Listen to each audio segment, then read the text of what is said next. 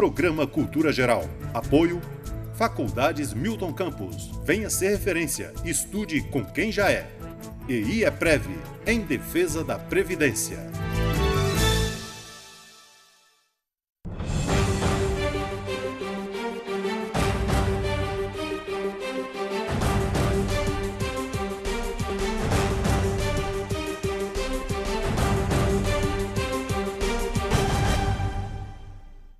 Muito boa tarde, Nova Lima, começando agora mais um programa Cultura Geral, hoje com a pauta, mais uma vez, muito especial. A gente vai falar dessa reforma política e, obviamente, que é um bate-papo, né, bem esclarecedor, e para isso eu convidei o professor Camilo, constitucionalista lá da Faculdade de Direito Milton Campos, e o Fabrício Balieiro também, que é meu amigo, né, de fundo de cozinha, trabalhando junto, e a gente vai fazer esse bate-papo super informativo aqui. E deixa eu dar as boas-vindas. Ô Camilo, seja muito bem-vindo aqui ao programa, é um prazer te receber como amigo, né? Não como professor, né? Mas primeiramente como amigo. E eu sinto muito honrado em recebê-lo aqui no programa e é uma satisfação para a TV Banqueta receber aqui. Eu que agradeço a oportunidade, Ederson, de estar aqui, aos ouvintes. Queria deixar minha boa tarde aos telespectadores depois, ao Fabrício, por participar conjuntamente. Espero que a gente possa debater, esclarecer e discutir esse tema que é tão polêmico e tão caro para a nossa vida. Pois é. Fabrício, mais uma vez, na rádio era mais tranquilo, né, Fabrício? Sentou, já faz Chegava correndo, né? Chegava correndo, bufando, já tomou água, né? Mas seja bem-vindo aqui no Cultura Geral, aqui na TV Banqueta, que é esse programa que tem esse condão mesmo de trazer um pouquinho mais de informação e fazer com que as pessoas se sintam aqui dentro dessa sala de bate-papo. Então, fico muito feliz pelo convite, quando precisar estou à disposição, e mais uma vez um tema relevante à nação. Pode não ter muita importância hoje, mas é o nosso futuro que está em jogo. Já falamos de reforma administrativa, já falamos de reforma previdenciária. A reforma política, ela é, para mim, a mais importante de todas. Pois é, esse tema a gente estava conversando, né, Camila? Vamos falar da reforma política lá, que eu acho que é interessante. Porque a gente poderia falar da reforma tributária, falar de outras coisas também, mas eu acho que a reforma política ela é mais eminente, assim, porque tem a ver com a vida mesmo das pessoas. Com certeza, não tenho dúvida. A reforma política é a mãe das reformas. Até no sentido de que o Fabrício falou, veja bem, em que pese a pessoa poder gostar ou não de política, Ederson, a política ela é o coração do país. Veja bem, é pela política que a gente resolve o salário mínimo, é pela política que a gente resolve a distribuição, até mesmo tributária, de isonomia, as alíquotas que são mantidas ou não, ou seja, qual que é a relação que vai ser mantida entre o Poder Executivo e o Legislativo na produção normativa, especialmente num país como o Brasil, que a gente tem um Estado muito grande, um excesso de normas, então a vida da sociedade é muito influenciada pela vida do próprio Estado. Até mesmo a relação economia e poder público é uma relação muito intrincada no Brasil. Então, alguns países, política chega até a ser secundário. No Brasil, com certeza não. E se a gente virar as costas para um tema como este, pode ter certeza que outros virão no lugar e se apropriarão de um espaço que é público de forma privada. E é o que a gente percebe que hoje em dia acontece, né, Fabrício? São muitos aventureiros, né? Cada dia mais aparecem mais aventureiros nesse meio. E por fato dessas incongruências das regras políticas hoje no país. E muito pelo descaso, né? A gente dá as costas para o político, outros vão, né? E tomam espaço, obviamente. O professor, nessa reforma política, o voto, na proposta da reforma, não tem ali nenhum artigo, nenhuma indicação que vai acabar com o voto obrigatório, né? Pois é. É interessante essa questão do voto ser obrigatório ou não, porque a gente tem vários modelos de países que a gente pode utilizar como paradigma. Grande maioria dos estados democráticos, enfim, mais consolidados, o voto é facultativo. Agora, até por que a gente mantém o voto obrigatório? Se a partir do momento que o voto ele passa a ser facultativo, o eleitor ele tem que ser convencido a querer participar do debate eleitoral e não ser uma obrigação, tanto pela propaganda obrigatória, que na verdade não é gratuita, na verdade é custeada pela gente e não deixa de ser um engodo, porque você vai juntar uma propaganda política obrigatória, tirando a programação de quem não tem condição, porque quem tem condição tem TV a cabo. E aí aquela pessoa assiste, e assiste como um fado, na verdade. A partir do momento que o voto passa a ser facultativo, quem quiser de fato assistir vai procurar. correto? É o primeiro paradigma. O segundo paradigma, a gente tem que querer ser convencido. E como que a gente convence o pessoal a votar, a participar? Mostrando que política faz parte da vida de cada um. E trazer aquela pessoa para dentro da discussão e da vida de forma valorizativa. A partir do momento que é obrigatório, a gente começa a ter a população massificada, ou seja, vira uma clientela. E aí a gente tem programas, não vou citar o nome de A ou B, porque tem qualquer tipo de programa partidário no Brasil hoje, enfim. A gente não tem muito um alinhamento esquerda e direita, a gente, na verdade, um patrimonialismo muito grande, dependente do partido, mas o fato é que a gente coopta a população através de alguns programas, abusando do voto ser obrigatório. E aí você tem um descaso com a população durante 4 anos e faltando 3 meses para a eleição, 6 meses, volta a ter uma tensão para aquela população desavisada, porque não participou, porque a lei não tem interesse, e aí vai virando um ciclo vicioso. Então, na verdade, o voto obrigatório interessa só para quem lá está hoje, não para quem quer fazer de fato a diferença. Essa questão do voto obrigatório, Fabrício, ela incomoda, sim? Você acha que ela não vamos dizer inconstitucional, mas seria assim, uma situação que poderia ser mudada, assim, passando a ser facultativo? Você que já foi presidente de partido. Eu acho que o grande problema do direito de votar, que no Brasil ele virou um dever. Por ser obrigatório, apesar das sanções serem ridículas, ficou maçante demais. E você vê isso. A última eleição que teve agora foi do governador do Amazonas. Uhum. A quantidade de pessoas que não votaram, que deixaram de votar, é absurda. 43% dos eleitores do Amazonas não votaram. Isso já é um indicativo muito forte para o próximo ano. Porque a população já está cansada. Ela não aguenta mais. Eu acho, inclusive, que para os partidos virou um fado também. Uhum. Porque o partido hoje ele tem que tentar convencer aquele eleitor de uma forma mais global. Exato, também. Exato. Ele não consegue fazer focado naquela região, naquele setor, naquele setor profissional. Ao nicho que seria dele mais ideológico. Uhum. A ideologia no Brasil não existe por conta disso. Exato. Eu tenho que conseguir a quantidade de votos. Uhum. Eu não tenho que pegar o público A, B ou C. Uhum. Isso é muito comum na Europa. Você vê partidos que só tem eleitores de classe A e B. Uhum. Ou só de imigrantes. Aqui no Brasil você não tem. Aqui você tem o varejão do voto. Uhum. E esse é um problema. O próprio partido fica incomodado com isso hoje. Uhum. Eu queria fazer um parênteses sobre o que o Fabrício disse. Aqui você pode ir fazendo, pode... Certo. Veja bem, Edson, eu acho que é paradigmático essa última eleição que a gente teve, não apenas a do Amazonas.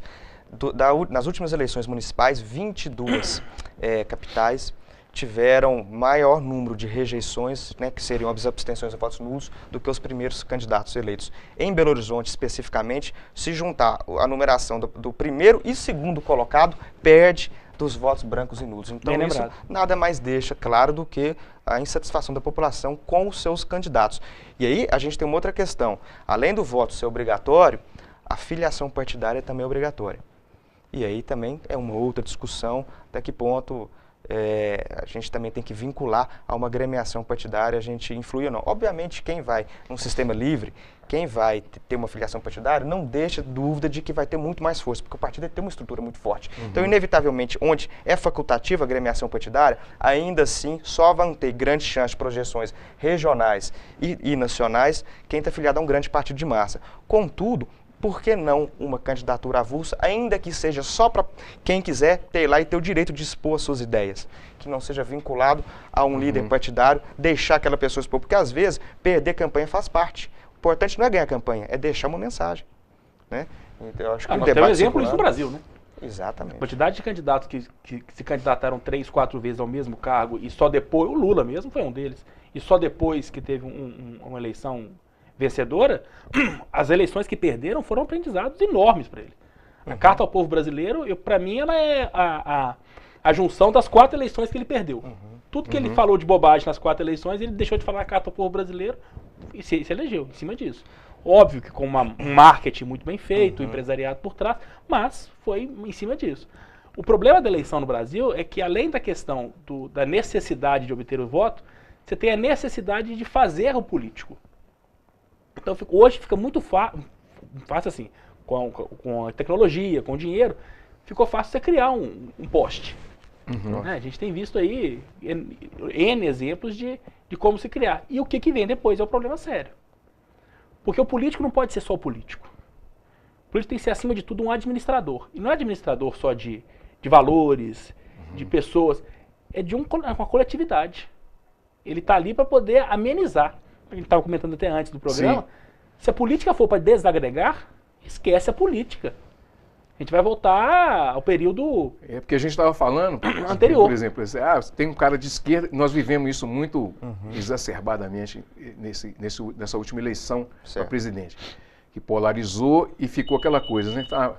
Fabrício, ele é PSDB, o outro é PT, então ficou aquela coisa, dois polos definidos e aquela coisa de briga mesmo, de famílias que brigaram por isso, e até hoje tem sequelas a respeito disso. E que não retrata a multiplicidade da política, ou seja, a política não é só PT e PSDB. Sim. Né? E aí, isso é interessante porque, havendo essa polarização, e a gente volta na questão anterior, ou seja, só a partir do momento que você só consegue ser candidato pelo partido e só quem o líder partidário querer, a gente tem uma carteirização e só determinados candidatos que às vezes têm lugar cativo em eleições seguidas, inclusive instrumentalizando o partido.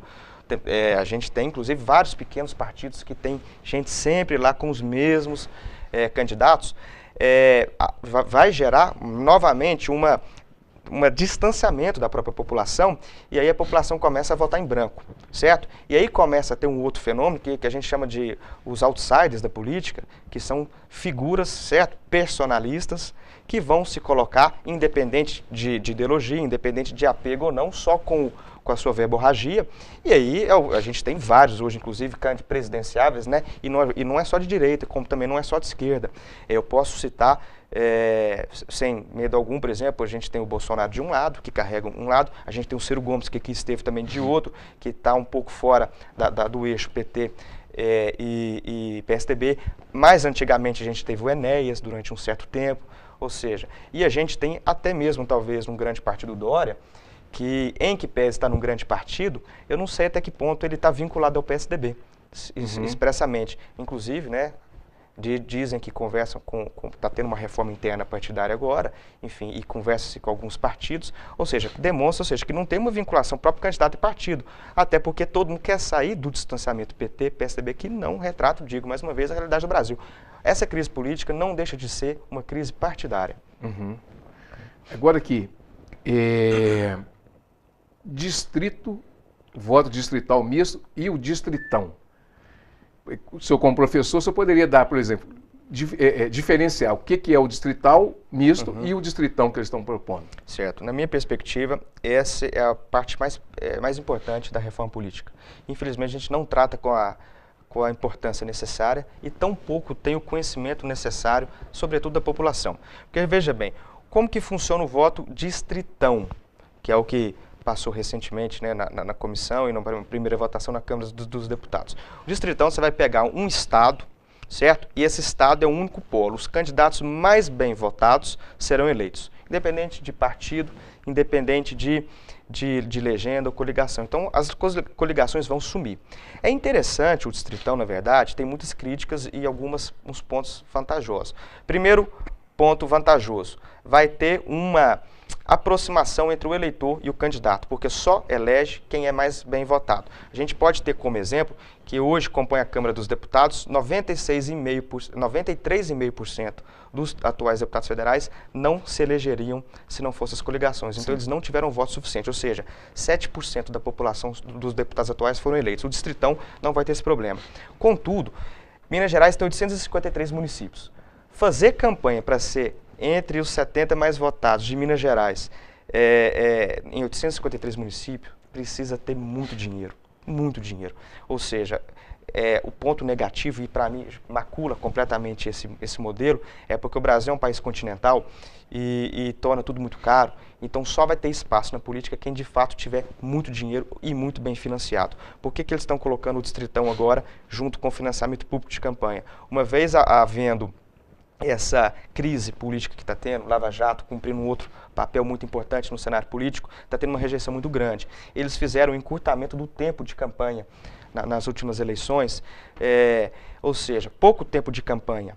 Em compensação, vai favorecer eleger quem lá está. Não porque a população rejeita ou não rejeita, mas porque pelo menos ele é conhecido, certo? E uma vez estando com financiamento público de campanha como foi passado, você vai colocar na mão, e a gente não sabe como vai ter essa divisão entre os partidos, quem vai estar lá, não vai ter financiamento de empresa, né, que foi proibido pelo STF recentemente, e eles proibiram o financiamento privado, você tem um grande acesso a dinheiro por um pouco tempo de campanha e perpetuação no poder de quem lá está. Já o voto distrital puro, que eu acho que é o mais adequado, na minha visão, o distritão, a gente tem como paradigma o Afeganistão que utiliza. Então, ou seja, a gente está trazendo um modelo do Afeganistão, qual que é a relevância democrática.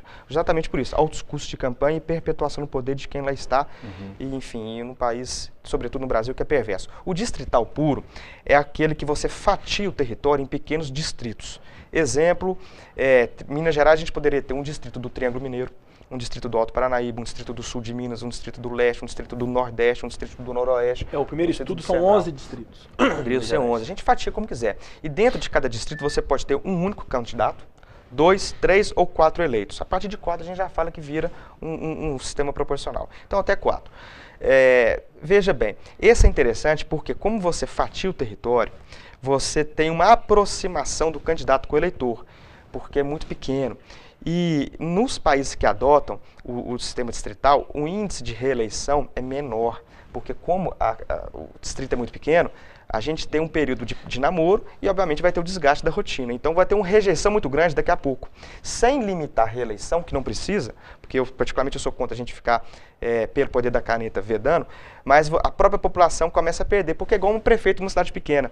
Ele elegeu uma vez, reelegeu, já começa a ter o desgaste, porque o contrato é muito grande. E ele é interessante porque, uma vez a campanha sendo pequena, num distrito pequeno, os custos vão ser menores. Então você aproxima os candidatos no nível de renda que eles têm, nem precisando, às vezes, de um financiamento muito grande. Interessantíssimo. Ponto de crítica com o distrital puro.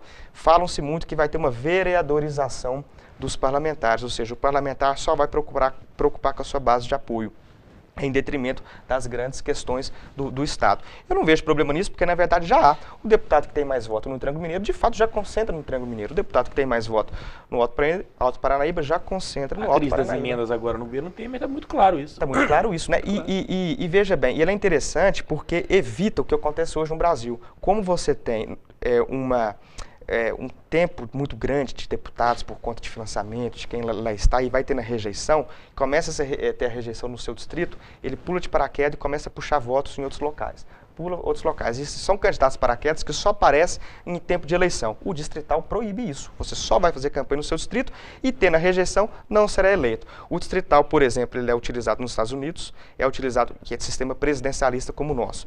Ele é utilizado na Inglaterra, sistema parlamentarista. Ele é utilizado na França, sistema presidencialista misto. Ou seja, ou semipresidencialista. Então a gente tem para todo tipo. E na França é até interessante que lá a gente tem 2 turnos de eleição até para deputado. Né? Na Inglaterra, o sistema único. O distrital misto, que é o que na nossa reforma passou para depois de 2022, é utilizado na Alemanha. Como que ele é? Ele vai mesclar o sistema distrital puro, você vai fatiar em distrito também, e vai ter aproximação, e você vai, da mesma forma, eleger metade dos outros deputados por lista fechada, indicados pelos partidos, de acordo com o sistema proporcional. Então, é o sistema hoje que já vigora no Brasil, só que metade seria pelo atual sistema e metade pelo sistema de distrital. Eu tinha um professor que falava que o brasileiro tem o complexo da jabuticaba. Tem coisa que só existe aqui. E essa questão do distrital misto, apesar de ter um histórico já na Alemanha, no Brasil, para mim, é uma nova jabuticaba. É uma invenção que tende a piorar a situação. Ou distrital misto, que aí é uma verdadeira... É pior ainda. Né? É. Só no Brasil. Essas inovações, eu acho que você tem que tentar usar o que é de mais fácil e mais rápido acesso. Até mesmo para a população entender. Porque senão você cria um novo problema. Pera lá, com quem que eu estou votando? Eu estou votando naquele da lista ou estou votando nesse aqui? Lógico. O problema maior das reformas, e são todas elas, não é só a política, é que eles ficam na esfera do Congresso, na esfera do Senado. Está faltando a população participar disso, muito por conta da população. Mas o vocabulário que é usado, a forma como é usado, isso inibe a população de participar. Eu estou falando isso como cidadão, mas eu ouço também do outro lado. Não, você é político. Pra você tanto faz, você tá no meio. Não funciona assim. Para quem tem um mínimo de seriedade, eu acho, no meu entender, grande parte da população política do Brasil é séria. O que aparece aí hoje é a podridão. Mas a gente fica, às vezes, até envergonhado de poder ser político. E isso é o grande problema. Então, se não tiver algo simples, de cunho mais popular, vai ficar difícil de fazer reforma. Com certeza. Proporcional acabou? Para mim, acabou. Não existe mais. 93,5% dos eleitos. É um absurdo. Descolamento da política. Tiririca levar mais 7 deputados com ele? Isso é uma vergonha. Sabe? Ótimo por ele, ganhou. Ele iria ganhar em qualquer quadro, né? Qualquer quadro, mas levar mais 7, candidato com 293 votos, é uma excrescência. E isso tem que acabar. Você posiciona por qual sistema de votação? Distrital. Distrital puro. Também. Exatamente. Eu acho que é o mais simples, é o mais fácil de entender, porque a população tem que entender. Quem votou, levou. E num espaço pequeno de território. Eu tenho uma história aqui de Nova Lima, o meu tio foi candidato a vereador. Na época ele teve 312 votos. E ele não foi eleito. Mas a pessoa que foi a última a entrar, na época eram 15 vagas, teve 240 votos e foi eleita. Para eu explicar isso para minha avó, que é a mãe do candidato, coitada, achei que eu ia fundir a cabeça dela. Porque é difícil, é complicado. Pra gente estar no meio, é difícil. E você sabe o que é interessante, Fabrício? O seguinte fato. Mais uma vez eu reitero, eu particularmente, como constitucionalista, eu não gosto muito de a gente proibir pelo poder do veto, simplesmente. Eu acho que a população é soberana para votar em quem quiser, inclusive sobre partidos. Eu acho que a gente tem um grande problema no Brasil, que é a crise partidária. A gente tem vários partidos políticos, certo? Hoje são 36, com 29 com representação no Congresso Nacional. A gente não consegue identificar mais do que 7 ideologias no mundo. E como que tem 36, Partido da Mulher Brasileira que é comandado só por homens, por exemplo, entre outros vários problemas. Tudo bem, mas a partir do momento que a gente tem um atual sistema proporcional, possibilitando que você não tenha voto, mas você coligue com outros, e aí você na esteira de um eventual candidato, até mesmo de outro partido, mas que levou voto para aquela coligação, você é eleito, eu acho que desvirtua um pouco. Agora, em que pese eu achar que muito partido político é nefasto, eu não quero proibi-los. Onde a gente tem experiência do voto distrital puro, certo? Tanto na Inglaterra, que no Reino Unido como um todo, como nos Estados Unidos, a gente sempre vê dois partidos sobrepujando. Por exemplo, nos Estados Unidos vão ser o republicano-democratas, lá no Reino Unido vai ser o Partido Trabalhista, o Conservador e o Liberal. Mas veja bem, na verdade tem pluralidade. É porque no âmbito local, regional, a gente tem vários candidatos com vários partidos. E tem partido que tem a sua predominância, por exemplo, o Triângulo Mineiro, mas o sul do país tem um viés mais conservador. Ótimo. Então vão ser partidos pequenos de viés conservador. Sempre nas capitais do país, isso é histórico, a gente tem uma área mais progressista da esquerda. Então vocês vão ter pequenos e também os grandes partidos eleitos nas capitais. No norte do país, já uma questão mais centrista, enfim, que é mais ligada ao meio para poder ter uma vantagem dos dois lados. Então, na verdade, você não vai minar os partidos e nem as ideologias, certo? E sempre vai ter espaço, locais conservadores, partidos conservadores. Agora, nos níveis regionais e federais, né, ou seja, política já estadual de fato e a política federal, os grandes partidos de fato começam a se alinhar em dois grandes.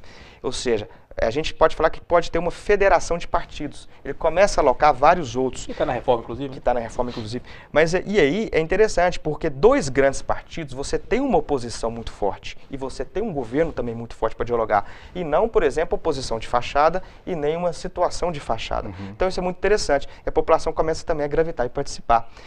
Então, ou seja, voto distrital reduz custo de campanha, possibilita um acesso mais universal, porque não precisa de tanto financiamento. Problema de caixa 2 sempre vai ter, mas às vezes não é interessante você se desgastar e arriscar um caixa 2 para uma campanha que já vai ser barata. Por si só, já vai ter uma oxigenação com nem tantas reeleições, porque vai ter uma renovação muito grande pelo desgaste, e a gente ainda tem a possibilidade de, federalmente, a gente concentrar em dois grandes partidos fortes, sem prejudicar a existência pluripartidária nos níveis locais, porque cada município tem uma experiência própria. Então eu acho que é um sistema interessante. E para terminar talvez essa questão de voto, tem uma experiência lá na Inglaterra, É porque na Inglaterra é o seguinte, a Escócia tem um sistema de votação proporcional, a Irlanda ela tem um sistema misto, para eleger membro para o parlamento também é o majoritário, então, ou seja, é pluri. Mas na Inglaterra mesmo, a gente tem o distrital puro e é interessante porque a gente tem um outro, a gente vota duas vezes. Primeiro você vota no candidato. Quem elegeu, vai, com o maior número de votos naquele distrito, está eleito. Só que o eleitor ele tem um alternativo voto, ou seja, ele pode votar um voto para ficar em segundo plano. Para quê? Caso o candidato dele não eleja, para evitar que ele perca o voto, ele pode eleger um candidato secundário. Então tem uma chance maior dele ter representatividade. Mas não apenas isso, ele ainda pode votar o seguinte, ó, esse candidato aqui eu quero que seja integrado de tal comissão parlamentar. Eu quero que esse seja o orador da Câmara. O orador do parlamento é o cargo mais importante, seria o presidente. Então o próprio eleitor, ele já, quando vota, indica quem que ele quer também que seja o presidente da casa, do parlamento, e quem que quer que seja o presidente de cada comissão parlamentar. Soma-se tudo e aí a gente vai apurar e aqueles candidatos com o maior número de votos e com o maior número de indicações para a presidência e para a comissão também já vão utilizá-lo. Então a gente integra não apenas o sistema eleitoral da população com o sistema de governo de quem é eleito, como a gente mantém a aproximação da população, como que vai funcionar o governo após a eleição, com as comissões sendo colocadas não por arranjos, que a gente desconhece quais são as razões e quais são as benesses que se faz para a gente conseguir ir, mas com a escolha da população. Então, talvez uma questão que não está na reforma política isso, e talvez seja um tema importante de debate. É atual, né? Atual. Porque a nossa situação agora, recentemente, da troca de membros da Comissão de Constituição e Justiça... Pontualmente, ad hoc, né? Tribunal de exceção, parece que é. Né? Ficou vergonhoso por conta disso, por falta de... Não é nenhuma vedação, mas é uma imposição popular. A população está colocando aqui. Nem tudo que é legal é moral. Nem tudo que é legal. E a gente vive exatamente uma crise de moralidade muito grande. Ô, professor, parlamentarismo ou presidencialismo? Aí vai para os dois já, né? Eu sou presidencialista convicto, já fui parlamentarista há muito tempo. Hoje eu sou presidencialista. Eu acho que a relevância do presidencialismo, e aí a gente tem que entender que não adianta a gente simplesmente copiar por copiar, o brasileiro, desde a sua colonização, a gente tem uma vinculação muito grande com o executivo. Então eu acho que a representatividade que a gente tem na figura de um presidente é muito grande, e se a gente, hoje, no estágio que está o Brasil, certo? Deixar que o Brasil seja conduzido por quem parlamentares escolhessem a revelia do que a gente colocou, eu acho que talvez seria muito perigoso e não representa. E outra coisa, a população já se manifestou em 63 contra o parlamentarismo, já se manifestou no início da década de 90 contra o parlamentarismo, e por que a gente vai voltar? Você já teve duas vezes, quer 3, quer 4, quer 5, quer 6? Ou seja, a gente tem que primeiro, talvez, contornar a crise partidária e a crise de elevados custos de campanha e falta de representatividade, para depois a gente, no segundo momento, até pensar. Mas essa vinculação presidente-população é muito grande. A primeira experiência, a única experiência que teve de parlamentarismo não foi exitosa. Então, por aí você já... O primeiro-ministro era o Tancredo. Exatamente. Então, por aí você tem... É a questão histórica mesmo. Eu até acho que se fosse num país ideal, o parlamentarismo seria interessante. Mas é o que o professor Camilo está falando. Quem que nós vamos colocar para votar o primeiro-ministro? Esse é o grande problema hoje. A gente confia em quem está lá? Então, hoje é o grande problema. E o presidencialismo, apesar de ter um lado paternalista, né, porque a população sempre vê o presidente, o prefeito, o governador como alguém que vai resolver a sua situação, vai resolver a vida, eu acho que ele chega a ser menos personalista do que o primeiro-ministro. O primeiro-ministro ele tem um poder muito grande na mão naquele momento. Na hora que ele cai também, cai todo mundo. Mas na hora que ele foi elevado ao cargo de primeiro-ministro, ele tem um poder muito grande. Não sei se estamos preparados para isso. Tem um assunto interessante que eu tenho que trazer a Mônica, né? Mônica Aragão, para a gente falar do recall. Certo. O que é o recall, professor? Bom, o recall é um sistema interessante, é utilizado em vários países, né? Os Estados Unidos têm o recall, mas também a Venezuela tem. Ou seja, independente da matriz ideológica. O recall é durante o mandato, a população havendo crise, certo? Não é assim, vai ter sempre o recall, havendo crise, sendo aprovado, e aí vai depender de cada modelo político os critérios para o recall, a população se manifesta se concorda ou não com a gestão feita pelo chefe do executivo, certo? E, dependendo, se quiser também, com extensão para o parlamento, dependendo, sobretudo, no sistema distrital. Fica mais claro o recall para o legislativo. Mas, então, é isso, ou seja, 2 anos de mandato, eventualmente, se questiona o presidente Trump, a população instada vai ratificar a eleição feita ou não, e aí tem um desabono, seria similarmente à moção de rejeição de censura lá do parlamentarismo, só que em vez de ser os parlamentares quem vota, seria a população. Muito bem, papo gostoso e tal, daqui a pouquinho a gente vai voltar para a gente tratar mais ainda, vai falar mais, aprofundar um pouquinho mais na reforma de uma forma geral. Daqui a pouquinho a gente está de volta com mais programa Cultura Geral, não saia daí.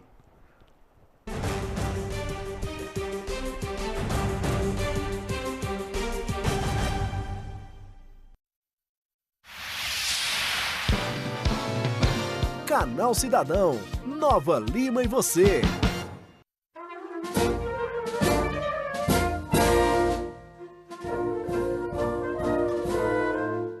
Em 7 de setembro de 1822, foi proclamada oficialmente a independência do Brasil. Para marcar a data, a Prefeitura de Nova Lima realiza o tradicional desfile cívico que já faz parte da tradição das famílias novalimenses. Como prefeito de Nova Lima e como cidadão que ama o Brasil, estou aqui para reafirmar meu compromisso com a nossa cidade e com a população. Viva a nossa pátria! Viva o nosso Brasil! Muito obrigado! A população acompanhou o desfile de perto e com mais conforto nas arquibancadas que foram montadas na praça. Neste ano, as instituições que participaram do desfile cívico foram Primeira Companhia Independente da Polícia Militar de Minas Gerais, Guarda Civil Municipal, Escolas Municipais, Projeto Escola em Tempo Integral, Escolas Estaduais, Escola de Formação Gerencial Metodologia Sebrae, Ultramig, Assessoria Especial de Políticas Públicas, Associação dos Bombeiros Civis, Associação Casa Rosal, Associação Cultural e Capoeira Artes das Gerais, Betel Anita Garibaldi, Filhas de Jó, Capítulo Demolei José Garibaldi, Lions Clube de Nova Lima, Papai Noel Mirim, ONG Amigos de Honório Bicalho e 13º Grupo Escoteiro Expedicionário Assunção. É muito bacana para mim e para todos os meus irmãos escoteiros estarmos participando do desfile de 7 de setembro. A gente está muito animado e a gente consegue também mostrar um pouco do movimento escoteiro para a nossa cidade de Nova Lima. Nós estamos aqui com os nossos alunos, nossos funcionários, mais uma vez cumprindo aqui o nosso dever cívico, né, de estar representando a escola no desfile de 7 de setembro de Nova Lima. Fala, cidadão!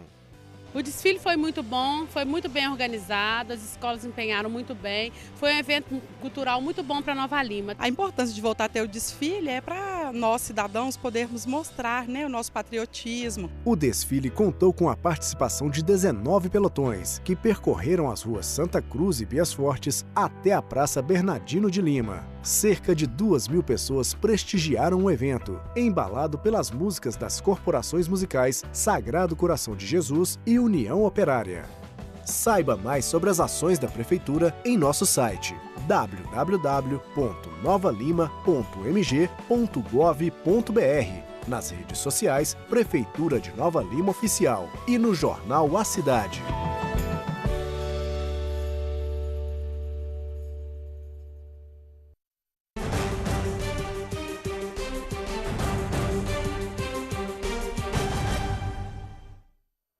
Muito bem, voltando com o programa Cultura Geral, professor, já vou me emendar direto. Calendário eleitoral.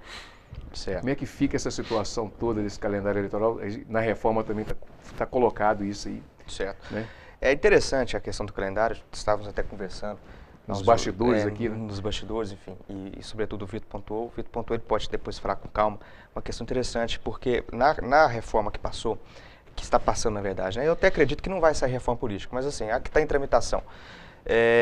Se fala em unificar todo o calendário, certo? Para eleições legislativas, executivas, no âmbito também estadual, municipal, enfim. Eu acho interessante, por um lado, porque você reduz o custo da campanha, de fato, porque a campanha é muito cara. Só que eu acho o seguinte, a gente poderia pensar um outro modelo, porque na minha visão, eu até pondero isso na tese de doutorado que eu estou escrevendo sobre reforma política, seria interessante a gente falou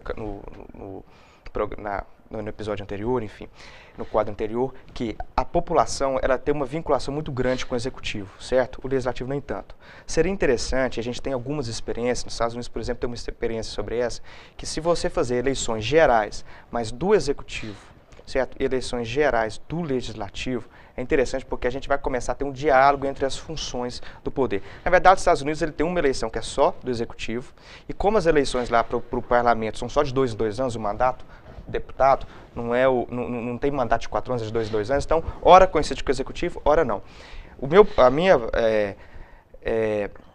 tese é que se faça o distanciamento, não eleições gerais, mas sempre executivo e legislativo. Por quê? Porque, veja bem, Dilma teve um problema grave de relacionamento com o legislativo, certo? Se a gente tem eleições sempre desmembradas, a gente vai ter eleições a cada 2 anos. É caro por um lado, mas pelo menos insta a população a participar do debate. Por quê? 2 anos de mandato. E ela conseguiu cumprir 2 anos de mandato. Se a população desse o referendo para ela, trocava o legislativo inteiro, ela seria mantida no cargo.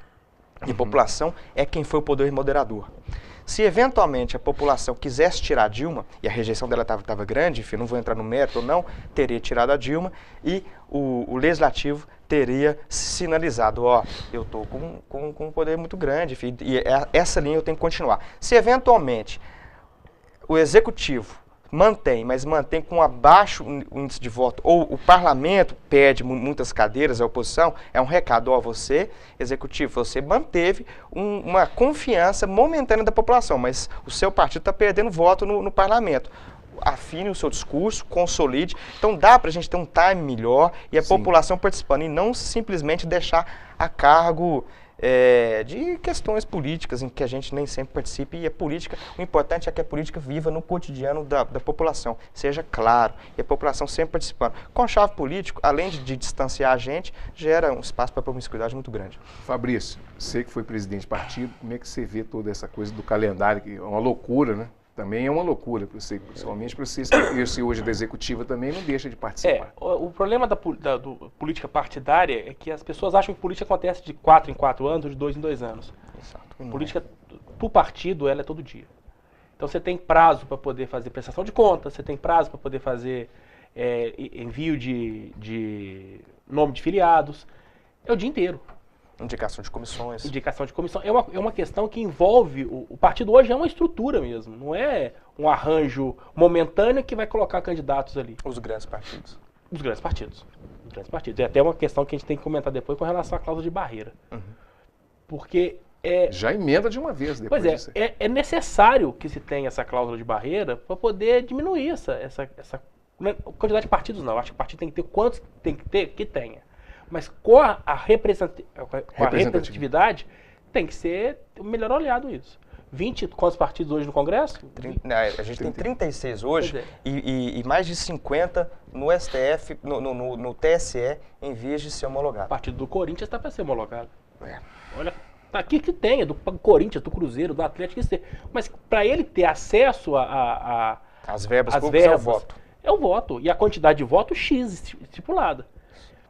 Para o partido hoje, os grandes partidos, os partidos que estão organizados, essa quantidade de partido com os mesmos direitos, sem ter o mesmo número de votos, é muito complicado. Eu sou do PSDB desde que eu mexo com política. Eu tenho 17 anos, desde os 17 anos que eu estou no partido, tenho 25 anos que estou de partido. Eu já vi de tudo no partido. Partido de cidade que não tem estrutura nenhuma e de cidade que tem uma super estrutura partidária, que dá para resolver tudo por ali. Mas a grande realidade é que não tem essa estrutura. Então fica cada vez mais difícil. E muitos partidos no interior, especialmente, mantidos não para ter voto, mas por conveniência de grandes líderes partidários em juntar o maior número de partidos possível, certo? Tanto para evitar que outros cheguem naquele partido, com o aval do diretório regional, como da mesma forma para fazer as coligações. Então o partido ser instrumentalizado. Ou seja, além de não ter voto, utilizando para barrar que outras pessoas cheguem naquele partido e, chegando naquele partido, faça competição. Então a gente indica, eu sou do PSDB, vamos supor, do PSDB, e eu indico alguém para ficar no PDC, indico alguém para ficar no Democratas, indico alguém para ficar, ou seja, eu consigo ter uma hegemonia porque eu não vou ter subcandidatos, eu coloco um cara de candidato de fachada, ou peço que todos me apoiem. Cidades pequenas são 2 candidatos. A verdade é essa. Verdadeiros, né? Porque eles comandam aqueles partidos, são 30 e tantos partidos, mas eles comandam ali e acabou. Então, é necessária essa cláusula de barreira. Eu acho que a gente tem que começar a pensar nisso. Que tenham 600 partidos, mas não com os mesmos direitos dos outros. É complicado. Financiamento de campanha. Financiamento de campanha, veja bem, é um tema polêmico, mas veja bem, Ederson, você acha que se a gente proibir o financiamento privado de campanha, de fato não vai ter financiamento? Não tem como proibir isso. O Caixa 2 existe sendo proibido, correto? Eu acho muito difícil, inclusive eu vejo com muita reserva a população não poder financiar o candidato que ela queira. Porque a gente está falando, porque no Brasil a gente tem uma política de não proximidade, ou seja, distanciamento político e população. Então o João, o José não vai financiar, vão financiar só as grandes empresas, porque a gente tem esse distanciamento que é um engodo por tudo que a gente já falou anteriormente. Só que onde tem o voto distrital, a gente tem uma participação muito grande da população. Exemplo, os Estados Unidos, que é uma campanha muito cara, não tanto igual a do Brasil, mas a do Brasil por conta muito de corrupção, grande parte, 90% dos financiamentos são financiamentos de 2, 3, 5, 10 dólares. Todo mundo pega o seu candidatinho naquele do seu distrito e apoia ele. Então, eu acho o financiamento da pessoa física muito interessante, porque eu posso querer ajudar o meu candidato, porque é a minha plataforma que ele apoia. E é um direito de cidadania apoiar. A gente vedar alguém apoiar um candidato por questão, até porque eu não sei como é que vai ter o rateio do dinheiro público, você vai ser só quem está lá dentro. Então, eu sou a favor do financiamento privado de campanha para a pessoa física. Quanto à pessoa jurídica, eu acho que a pessoa jurídica não tem cidadania. Então, se não tem cidadania, não deveria financiar. Mas, em último caso, se tiver um conflito só entre financiamento público e pessoa jurídica, eu acho que abre o financiamento tanto para a jurídica, porque o importante não é proibir. O importante é fiscalizar. Se você proibir demais, o Brasil a gente gosta de proibir muito. Se fiscalizar demais, a gente vai ter financiamento às escusas, como sempre ocorreu, e a gente perde o controle. Teve um ministro do STF que falou tinha caixa 2 e caixa 2. Que diferença que tem? Então não tem jeito. Isso aí, se ficar proibindo demais, sempre vai ter o jeito de burlar. A ideia da doação da pessoa física é fundamental. A participação começa ali. Exato. Não é só o voto é o ápice, mas a participação começa ali, em fazer campanha, ir pra rua, em financiar essa campanha. Os jantares norte-americanos são famosos na época de campanha.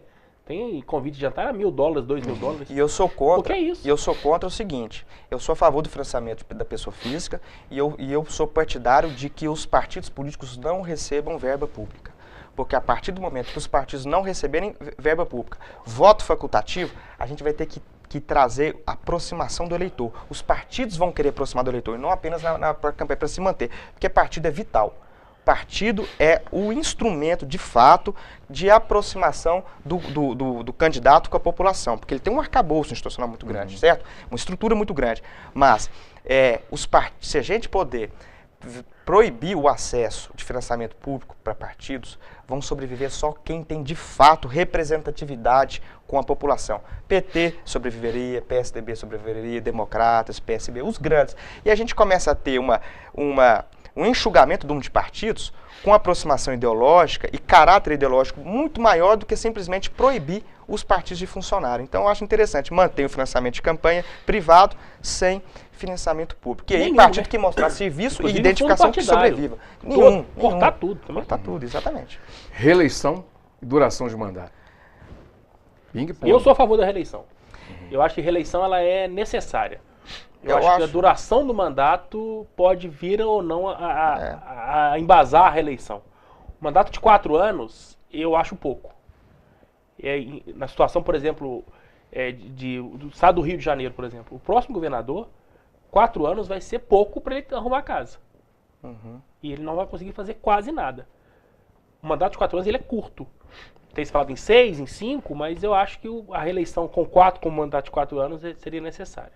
Eu sou a favor de proibir a reeleição para o executivo, aumentando o número do mandato, certo? O mandato maior, e se tira a reeleição. Volta aí para 5, 6 anos? Porque o executivo pode ir 6 anos, eu acho um tempo bem razoável, o executivo tem a chave do orçamento na mão. Então, a possibilidade de você ter relação promíscua e superfaturar a obra é maior. Já com relação, então a gente proíbe a reeleição. Com relação ao parlamento, o parlamento não tem chave de orçamento. É sempre a relação do executivo com o parlamento é que é promíscua e gera as emendas e daí por diante. Então, eu acho que no parlamento poderia ter reeleições quantas quiserem.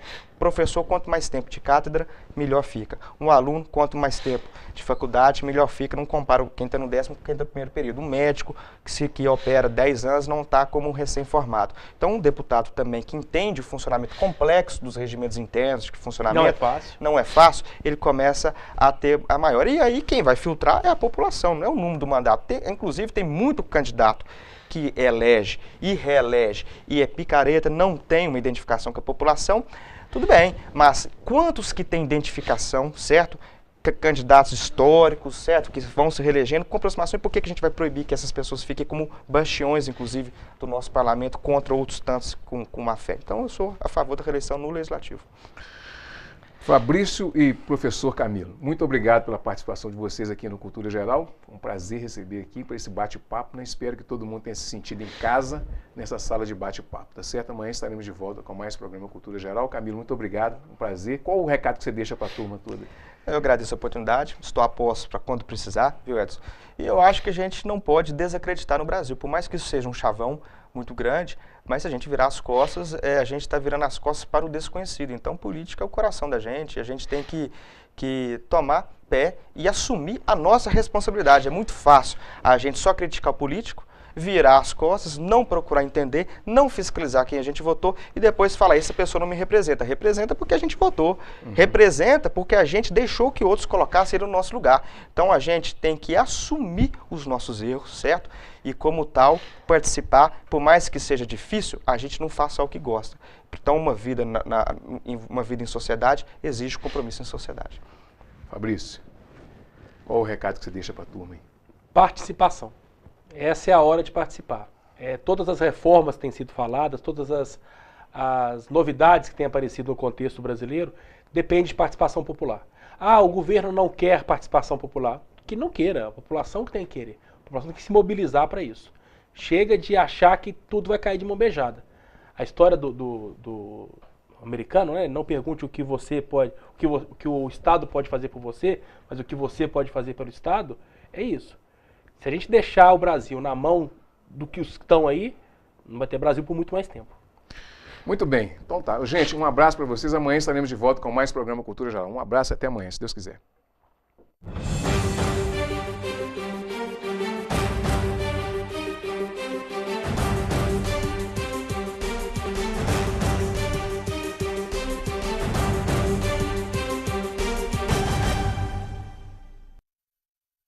Programa Cultura Geral. Apoio Faculdades Milton Campos. Venha ser referência. Estude com quem já é. EI é Prev, em defesa da Previdência.